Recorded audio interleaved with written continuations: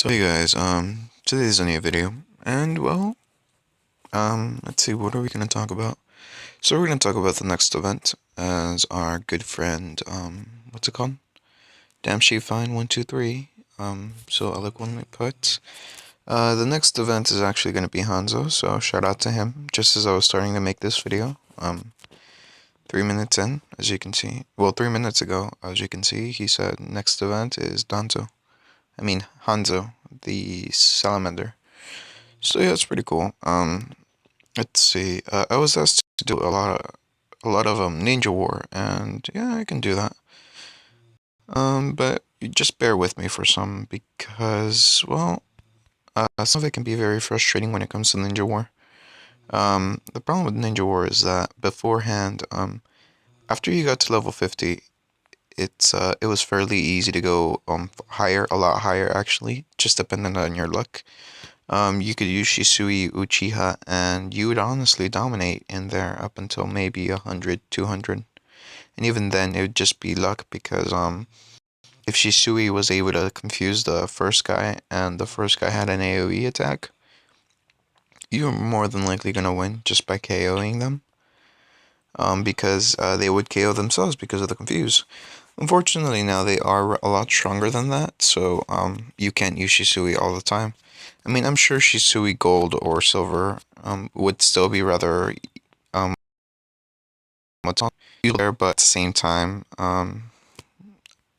you like I said, it have to be Gold or Silver. It can't be something lower than that because my Bronze is honestly just not useful in this situation. I was also asked to give tips on how to get Obito. So here's the thing. Um, For me, I have a system of doing it. I do one recurring Obito at a time, and so what I do is, well, sorry about that. What I do is I just go ahead and hang on. I get the 8 Obito that you need. So for each Obito Uchiha that you wanna, each recurring Obito needs 8 Obito as a base. The reason for that is because you need 4 Shido Obitos. And then after 4 Shido Obitos you need 2 Obito Uchiha, but in this stage right over here. Sorry, I don't have Obito at the moment, but it should be right over here. After the Obito, you actually need there's 2 of these Obitos Uchiha. So first you need 8 of the Obito Uchiha, the green card. Then you need 2 Shido Obitos, 4 Shido Obitos, and then you need 8 Obito Uchiha, 2 Obito Uchihas in the one that's holding the Magatama fan. And then after that, you need 88 condensing over, and then finally, what else do you need? 88 and 10 Bloody Rinnegan. And then after Reoccurring Eye, to get the 6 paths, what you need is another Reoccurring Eye Obito, and then 50 Tentails.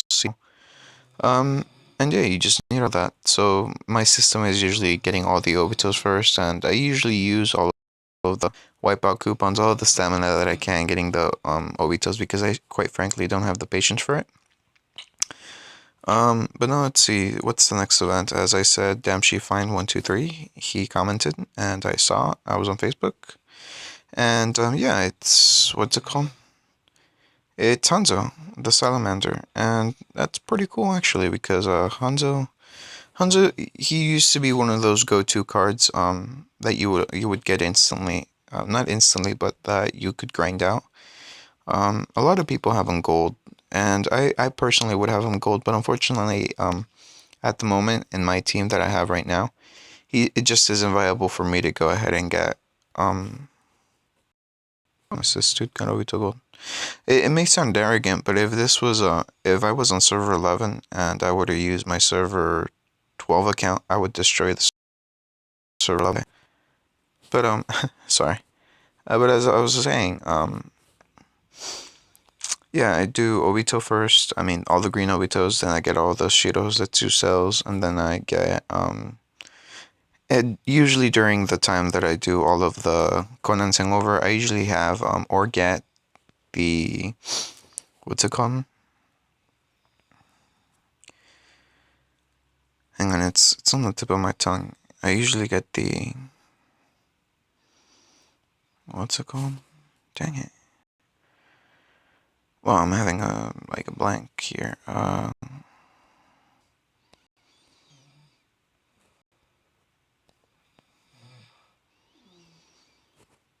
sorry.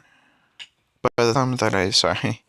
Yeah, but as I was saying, by the time I get the 88 Cornets hangover, I usually have enough dual shotting guns to create another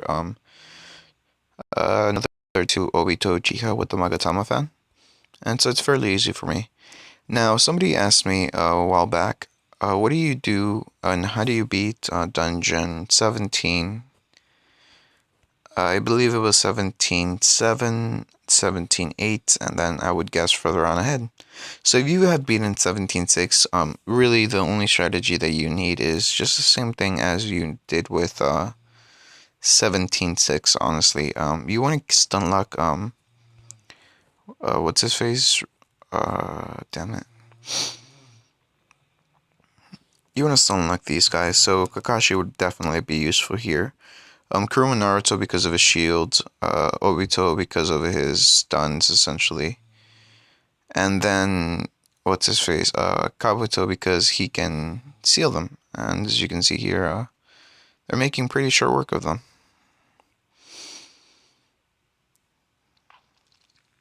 I mean, obviously you're not going to be as strong as this, but this is one of my weaker teams. This is my weaker team, actually, so, you know, there's that. So, I mean, for stuns, Kakashi is always amazing, especially for the front row. Obito, he is good for stuns also because of the Shira Tensei. Not as good as Kakashi because his are a little bit based on luck. But, Kakashi in general is just better for stuns. But depending on whether you want to stun lock, then Obito is a must also, simply because, well, he can stun lock. And Kabuto's just there in case that, Kakashi or Obito can't stun them, is essentially what's happening. You can get all of these items and all of these cards before chapter 16. So you really shouldn't have to worry about what's it called? How do I get the items? The question that's really should be bothering you is how long it's going to take me to get it. And if you're persistent and you do this every day, if you're a free-to-play player, it should take you about a week to get all of the materials needed for One Recurrent Eye Obito, which is where you get his 100% chance done.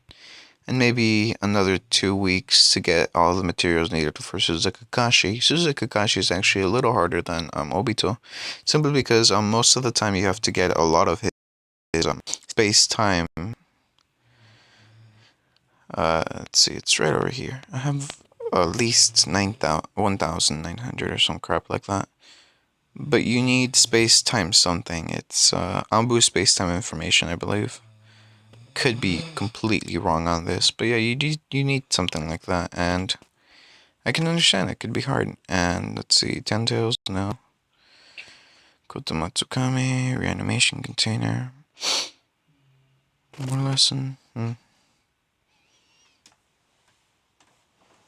Aha, Ambu information, training spacetime Kumei Kakashi, and you need 99 for each spacetime Kumei, and you actually need 2 of those, so you need 198 Ambu information for each Suzuka Kakashi, and that could take a very long time. Actually, a lot longer than a recurrent Eye Obito, simply because the drop rate isn't the best. But that's just how the way she goes, you know.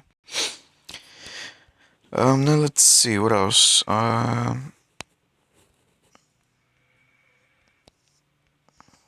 So Ninja War, I can show you my team right now, simply because, well, it sounds arrogant once again, but nobody can really beat me right now. Even if I do put in my weaker team, this is my strongest team at the moment. It's like this. And my weaker team is actually with this right here. Suzuka Kakashi goes first, Gengetsu next, and then Sakura for her chakra recovery. Gengetsu's there in case of sealing. He has a science ability where he can seal. And yet at the same time, when he seals, he gains the ability to... no, I mean, he does gain the Genjutsu-based attacks, ability, but what he does is that the enemy card can release the skill, but it won't do anything. It's kind of like the Katumatsukami, the Mangekyo Sharingan for what's his face, Gold Kakashi or Silver Kakashi active skill, but it's just for Gengetsu basically. It doesn't work on actual physical attacks, like but it does work for unique skills. Then Naruto here for DPS, Jiraiya for stuns and DPS. Him, same thing, stuns and DPS. So Kakashi and Sasuke are my main guys for stunning. With Jiraiya coming up with a little DPS and a little bit of stun. Eventually, I'm fairly sure I will replace either Gengetsu or Jiraiya for Gold Obito in this setup. But at the moment, since Gold Obito is far away, I use Jiraiya. So for the first 18 or so what's it called? 18 or so, damn, what's it called? 18 or so Ninja War. I do use Naruto simply because he can usually overpower them fairly easily, at least for the first 10 KOs, and because of his debuffs, up until like 19, he has enough damage in his debuffs added to his DPS normal, that he can actually fairly easily kill all of these guys. Now, after that, I have to rely on Kakashi. I do generally take away the Kakashi skill, the Suza Itachi Kakashi, Itachi Suzanado Kakashi. The reason I take that away is because it messes with the timing for stunts, and it isn't really useful when it comes to the Ninja War. And yeah, I kind of just let things go as it should. I mean, this obviously won't work for everybody simply because I have a lot of items that give me dodge. Kakashi has 44k dodge. Gengetsu has 30 something K. Sakura, same thing, 30 something K. And let's see who else has.